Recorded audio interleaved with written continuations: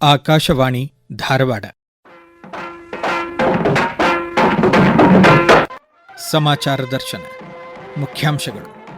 ಆರೋಗ್ಯಕರ ವಯೋವೃದ್ಧಿಗಾಗಿ ಯೋಗ ಧ್ಯೇಯದೊಂದಿಗೆ 12ನೇ ಅಂತಾರಾಷ್ಟ್ರೀಯ ಯೋಗ ದಿನಾಚರಣೆ ಯಶಸ್ವಿ ಸಂಪನ್ನ. ನೀರಾವರಿ ಯೋಜನೆಗಳು ಕಾಲಮಿತಿಯಲ್ಲಿ ಪೂರ್ಣಗೊಳ್ಳಲು ಸಮಷ್ಟಿ ಹಿತದಿಂದ ಒಗ್ಗೂಡಿ ಕೆಲಸ ಮಾಡೋಣ, ಮುಖ್ಯಮಂತ್ರಿ ಆಶಯ. ರಾಜ್ಯಾದ್ಯಂತ ಸೋಮವಾರದಿಂದ ಮತದಾರರ ಪಟ್ಟಿಯ ವಿಶೇಷ ಸಮಗ್ರ ಪರಿಷ್ಕರಣೆ ಪ್ರಕ್ರಿಯೆ ಆರಂಭ.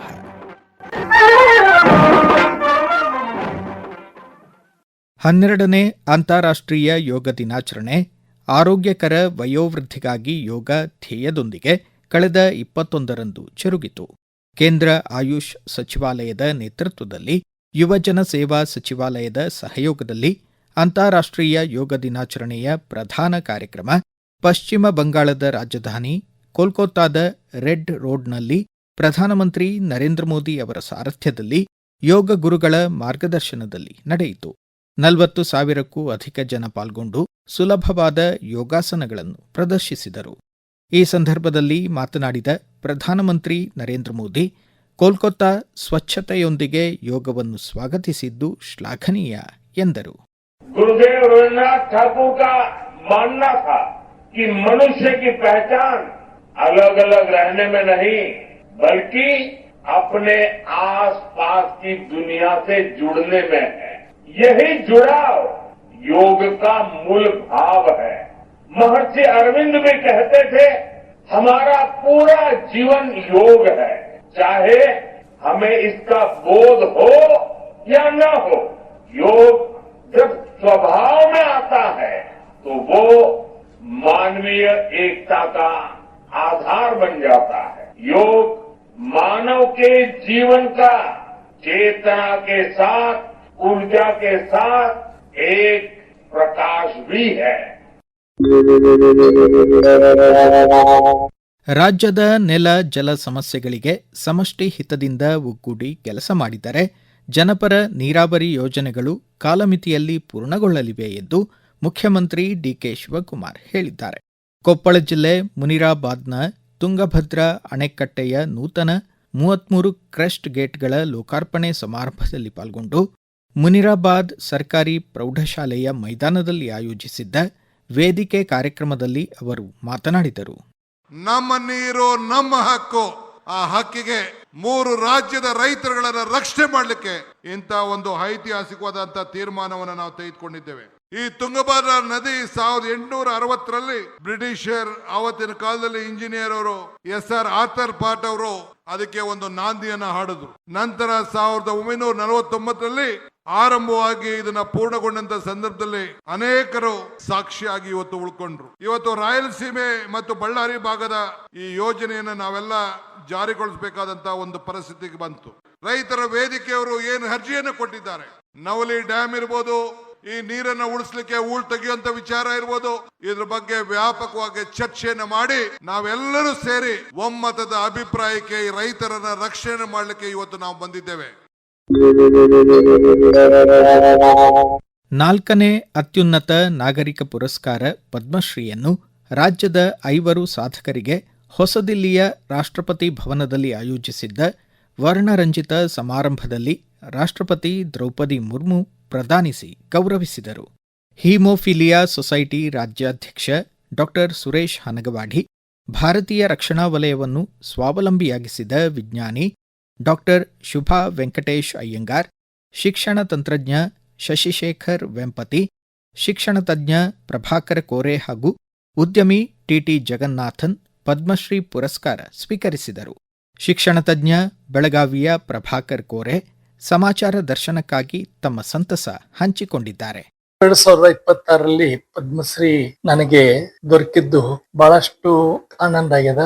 ರಾಷ್ಟ್ರಪತಿಗಳು, ಹೋಮ್ ಮಿನಿಸ್ಟ್ರು, ಪ್ರೈಮ್ ಮಿನಿಸ್ಟ್ರು ನನ್ನನ್ನು ಗುರುತಿಸಿ ನನಗೆ ಪದ್ಮಶ್ರೀ ಕೊಟ್ಟದ್ದಕ್ಕಾಗಿ ನಾನು ವೈಯಕ್ತಿಕ ಹಾಗೂ ನನ್ನ ಸಂಸ್ಥೆಯ ವತಿಯಿಂದ ಅವರಿಗೆ ತುಂಬಾ ಆಭಾರಿ ಇದ್ದೇವೆ. ನಾನು ಸುಮಾರು 42 ವರ್ಷ ಈ ಕರ್ನಾಟಕ ಲಿಂಗಾಯತ ಶಿಕ್ಷಣ ಸಂಸ್ಥೆಯ ಕಾರ್ಯಾಧ್ಯಕ್ಷನಾಗಿ ಈ ಉತ್ತರ ಕರ್ನಾಟಕದಲ್ಲಿ, ಅದರಲ್ಲಿ ಹಳ್ಳಿಯಲ್ಲಿ ಹೆಚ್ಚಿನ ಶಿಕ್ಷಣ ಸಂಸ್ಥೆ ಮುಟ್ಟಿಸ್ಲಿಕ್ಕೆ ನಾನು ಪ್ರಯತ್ನ ಮಾಡಿದ್ದೀನಿ. ಈ ಭಾಗ ಶಿಕ್ಷಣದಿಂದ ವಂಚಿತಾಗಿತ್ತು. ಬಹಳಷ್ಟು ಹೊಸ ಹೊಸ ಕೋರ್ಸ್ಗಳು, ಹೊಸ ಹೊಸ ಕಾಲೇಜುಗಳನ್ನು ನಾನು ಪ್ರಾರಂಭ ಮಾಡಿದೆ.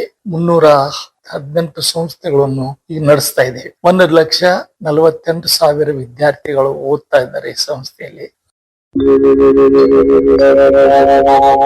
ಹಾವೇರಿ ಜಿಲ್ಲೆಯಲ್ಲಿ 29ನೇ ತಾರೀಖು ಸೋಮವಾರದಿಂದ ದೋಷರಹಿತ ಮತದಾರರ ಪಟ್ಟಿ ತಯಾರಿಸಲು ಮತದಾರರ ಪಟ್ಟಿಯ ವಿಶೇಷ ಸಮಗ್ರ ಪರಿಷ್ಕರಣೆ ಪ್ರಕ್ರಿಯೆ ಆರಂಭವಾಗಲಿದೆ. 30ನೇ ತಾರೀಖಿನಿಂದ ಬೂತ್ ಮಟ್ಟದ ಸಿಬ್ಬಂದಿ ಮನೆ ಮನೆಗೆ ಭೇಟಿ ನೀಡಿ ಪರಿಶೀಲಿಸಲಿದ್ದಾರೆ. ಈ ಕುರಿತು ಜಿಲ್ಲಾಧಿಕಾರಿ ವಿಜಯ್ ಮಹಾಂತೇಶ್ ದಾನಮ್ಮನವರ್ ಸಮಾಚಾರ ದರ್ಶನಕ್ಕಾಗಿ ಮಾಹಿತಿ ನೀಡಿದ್ದಾರೆ.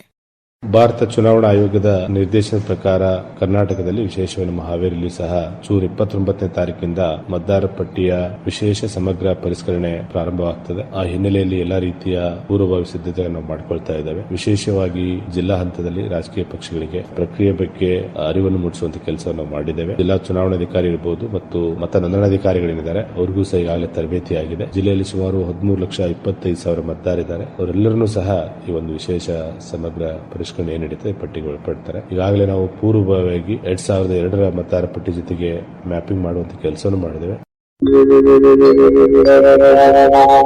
ಧಾರವಾಡ ಜಿಲ್ಲೆ ಕುಂದಗೋಳ ತಾಲೂಕು ತೀರ್ಥ ಗ್ರಾಮದ ದೇವಧಾನ್ಯ ರೈತ ಉತ್ಪಾದಕರ ಕಂಪನಿ ಮೈಸೂರಿನ ಸಹಜ ಸಮೃದ್ಧ ಸಂಸ್ಥೆ ಸಹಯೋಗದಲ್ಲಿ ಹುಬ್ಬಳ್ಳಿಯ ಅರ್ಬನ್ ಓಯಾಸಿಸ್ ಮಾಲ್ನಲ್ಲಿ ಆಯೋಜಿಸಿದ್ದ ಹುಬ್ಬಳ್ಳಿ ಹಲಸು ಮೇಳ ದಾಖಲೆಯ 5 ಲಕ್ಷ ರೂಪಾಯಿ ವಹಿವಾಟು 3 ದಿನಗಳಲ್ಲಿ ದಾಖಲಿಸಿದೆ. 4,000ಕ್ಕೂ ಹೆಚ್ಚು ಜನ ಭೇಟಿ ನೀಡಿದ್ದಾರೆ. ಕೇಂದ್ರ ಪುರಸ್ಕೃತ ಪ್ರಧಾನಮಂತ್ರಿಗಳ ಕಿರು ಆಹಾರ ಉದ್ಯಮಗಳ ನಿಯಮಬದ್ಧಗೊಳಿಸುವಿಕೆ ಯೋಜನೆ ಪಿಎಂಎಫ್ಎಂಇ ಅಡಿ ರೈತರಿಂದ ರೈತರಿಗಾಗಿ ಕೃಷಿಕ ಮಹಿಳೆಯರು ತಮ್ಮ ಸಾರಥ್ಯದ ಉತ್ಪಾದಕರ ಕಂಪನಿಗಳಲ್ಲಿ ತಯಾರಿಸಿದ ಹಲಸಿನ ಮೌಲ್ಯವರ್ಧಿತ ಉತ್ಪನ್ನಗಳು ಗಮನ ಸೆಳೆದವು. ಹುಬ್ಬಳ್ಳಿ ಹಲಸಿನ ಮೇಳದ ಕುರಿತು ಸಮಾಚಾರ ದರ್ಶನಕ್ಕಾಗಿ ಮಾಹಿತಿ ನೀಡಿದ್ದಾರೆ ಸಹಜ ಸಮೃದ್ಧದ ವಿಶ್ವಸ್ತ ಮಲ್ಲಿಕಾರ್ಜುನ್ ಹೊಸಪಾಳ್ಯ. 3 ದಿವಸಗಳ ಕಾಲ ಸಾವಿರಾರು ಹಲಸಿನ ಹಣ್ಣುಗಳು ಮಾರಾಟ ಆಗಿದ್ದಾವೆ. ಇಲ್ಲಿ ಬೇರೆ ಬೇರೆ ತಳಿ, ಬೇರೆ ಬೇರೆ ಗಾತ್ರದ ಹಲಸಿನ ಹಣ್ಣುಗಳು, ಹಲಸಿನ ಮೌಲ್ಯವರ್ಧಿತ ಉತ್ಪನ್ನಗಳು, ಹಪ್ಪಳ, ಚಿಪ್ಸ್ ಮತ್ತೆ ಅಡುಗೆಗಳು, ಹಲಸಿನ ಪಾಯಸ, ಹಲಸಿನ ಬೋಂಡ, ಬಜ್ಜಿ, ಬೇರೆ ಬೇರೆ ಪದಾರ್ಥಗಳನ್ನ ಗ್ರಾಹಕರು ಸೌದಿದ್ದಾರೆ. ಹಲಸಿನ ಭಾರ ಎತ್ತುವ ಸ್ಪರ್ಧೆಯಲ್ಲಿ ಹೆಣ್ಮಕ್ಳು ಹಾಗೆ ಗಂಡ್ಮಕ್ಳು ಖುಷಿಯಿಂದ ಭಾಗವಹಿಸಿದ್ರು. 3ನೇ ದಿವಸ ಮಕ್ಕಳು ಚಿತ್ರಕಲಾ ಸ್ಪರ್ಧೆಯಲ್ಲಿ ಭಾಗವಹಿಸಿ ಪ್ರತಿಭೆಯನ್ನ ಇಲ್ಲಿ ಪ್ರಸ್ತುತಪಡಿಸಿದ್ರು.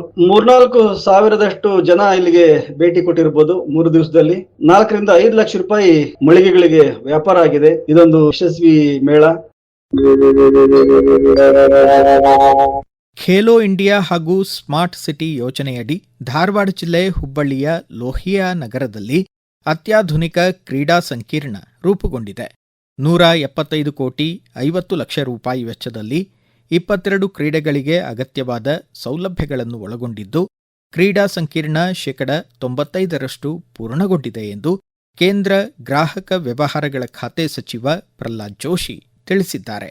ಸ್ಮಾರ್ಟ್ ಸಿಟಿ ಹುಬ್ಬಳ್ಳಿಯಲ್ಲಿ ಸ್ಯಾಂಕ್ಷನ್ ಆದಾಗ ಒಂದ್ಸತ್ತೆ ನನಗೆ ಪ್ರಧಾನಮಂತ್ರಿಗಳು ಕೇಳಿದ್ರು, ಸ್ಮಾರ್ಟ್ ಸಿಟಿ ಒಳಗೆ ಏನ್ ನಡೆಸಿದ್ವಿ ಈ ಜಾಗವನ್ನ ಹುಡುಕಿ ನಾವಿಲ್ಲಿ ಒಂದು ಮಲ್ಟಿ ಸ್ಪೋರ್ಟ್ಸ್ ಕಾಂಪ್ಲೆಕ್ಸ್ ಅನ್ನ ಮಾಡ್ಲಿಕ್ಕೆ ತೀರ್ಮಾನ ಮಾಡಿದ್ವಿ. ಇಲ್ಲಿ ತನಕ 175 ಕೋಟಿ ರೂಪಾಯಿನ ನಾವು ಇನ್ವೆಸ್ಟ್ಮೆಂಟ್ ಮಾಡಿದ್ವಿ. ಸ್ವಿಮ್ಮಿಂಗ್ ಪೂಲ್ ಇತ್ಯಾದಿ ಏನಿದೆ ಇವೆಲ್ಲವೂ ಅಂತಾರಾಷ್ಟ್ರೀಯ ಮಟ್ಟಕ್ಕೆ ಹೋಲುವಂತದ್ದೇ ಇದೆ. ಫೈನಾನ್ಷಿಯಲ್ ಪ್ರೋಗ್ರೆಸ್ 91% ಆಗಿದೆ. ಇದಕ್ಕೆ ಸಂಬಂಧಿಸಿದಂತ ರಾಜ್ಯ ಮಟ್ಟದ ಅಧಿಕಾರಿಗಳ ಜೊತೆಗೆ ಮತ್ತು ಮಹಾನಗರ ಪಾಲಿಕೆಯವರ ಜೊತೆಗೇನು ನಾನು ಸತತವಾಗಿ ಮಾತನಾಡ್ತಾ ಇದ್ದೇನೆ. ಆದಷ್ಟು ಬೇಗ ಇದನ್ನು ಪೂರ್ತಿ ಮುಗಿಸಿ ಇದನ್ನ ಉದ್ಘಾಟನೆಯನ್ನ ಮಾಡಿ. ಇದೊಂದು ಬಹಳ ಯುನಿಕ್ ಪ್ರಾಜೆಕ್ಟ್ ಆಗಿದೆ. 22 ಗೇಮ್ಸ್ ಗಳು, ಸ್ವಿಮ್ಮಿಂಗ್ ಇರಬಹುದು, ಬ್ಯಾಡ್ಮಿಂಟನ್ ಇರಬಹುದು, ಥ್ರೋಬಾಲ್ ಇರಬಹುದು, ಆ ನಂತರ ಸ್ನೂಕರ್ ಇರಬಹುದು, ಇಂಡೋರ್ ಗೇಮ್ಸ್ ಇರಬಹುದು, ಈ ರೀತಿ ಹಲವಾರು 22 ಗೇಮ್ಗಳಿಗೆ ನಾವು ಪ್ರಾಯೋಜನೆ ಇಟ್ಟಿದ್ದೇವೆ. ಇದು ಈ ವಾರದ ಸಮಾಚಾರ ದರ್ಶನ. ಪ್ರಸ್ತುತಿ ಧಾರವಾಡ ಆಕಾಶವಾಣಿಯ ಪ್ರಾದೇಶಿಕ ಸುದ್ದಿ ವಿಭಾಗ. ಸಂಪಾದಕರು ಧಾರವಾಡ ಹಾಗೂ ಬೆಂಗಳೂರು ಆಕಾಶವಾಣಿಯ ಪ್ರಾದೇಶಿಕ ಸುದ್ದಿ ವಿಭಾಗದ ಸಹಾಯಕ ನಿರ್ದೇಶಕರಾದ ಸುಹಾಸ್ ಆರ್. ನಿರೂಪಣೆ ವಿವೇಕಾದಿತ್ಯ ಕನಿಯಾಲ. ಸಹಕಾರ ಹರ್ಷವರ್ಧನ್ ಶೀಲವಂತ್, ಉಮೇಶ್ ಗುಳ್ಳಣ್ಣವರ್ ಹಾಗೂ ಮುರ್ತುಜಾ ಹೊಂಗಲ್. ಮುಂದಿನ ವಾರ ಇದೇ ವೇಳೆಗೆ ಮತ್ತೆ ಮೂಡಿ ಬರಲಿದೆ ವಾರದ ವಾರ್ತಾಚಿತ್ರ ಸಮಾಚಾರ ದರ್ಶನ.